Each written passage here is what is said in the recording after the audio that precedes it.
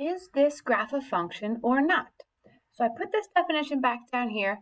It says for it to be a function, every input or x value has to have exactly one output or y value.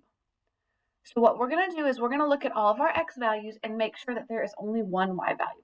So like if I look at, let's see, -2 on the x-axis, there's just one y value on the graph there. If I look at -1 on the x-axis, there's just one. If I look at 0, there's just one.